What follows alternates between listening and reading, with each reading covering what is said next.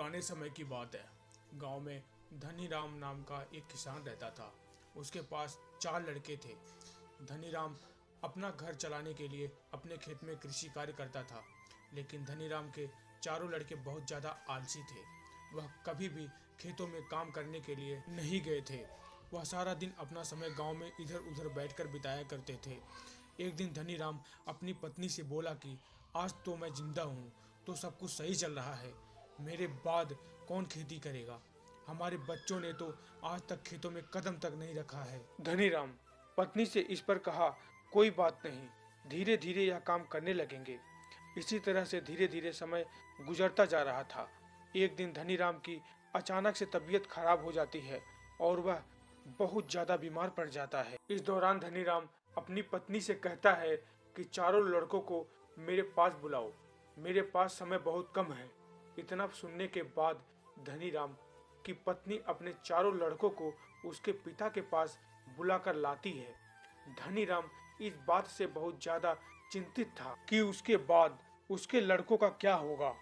इसलिए उसने अपने चारों लड़कों को अपने पास बैठाकर कहा कि मेरे पास जितना भी कमाया हुआ धन था, मैंने वह सारा अपने खेतों के नीचे दबाया हुआ है। जब मैं इस दुनिया में ना रहूं तो मेरे बाद तुम खेतों में से दबाया हुआ सारा खजाना निकाल कर आपस में बांट लेना।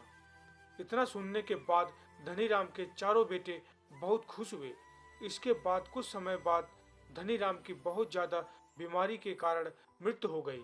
धनीराम की मृत्यु के कुछ दिन बाद के चारों बेटे खेत में दबे हुए खजाने को खोदने के लिए निकल गए।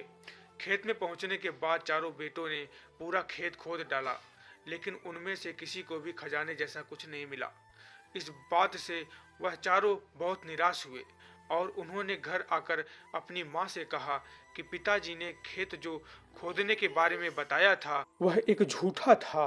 वह हम चारों ने पूरा खेत खोद डाला, लेकिन हमें खेत में कोई भी खजाना नहीं मिला। यह सुनकर उसकी माँ बोली कि तुम्हारे पिताजी ने अपने पूरे जीवन में यह घर और खेत ही कमाया है। अब जब तुम्हारे इतनी मेहनत करने के पूरा खेत खोद दिया है तो अब उसमें बीज भी डाल दो। उसके बाद चारों बेटों ने खेत में बीज बो दिए और माँ के कहे गए अनुसार खेत में समय पर पानी और खाद डालने लगे। समय बीतता गया और कुछ समय बाद खेत में फसल तैयार हो गई।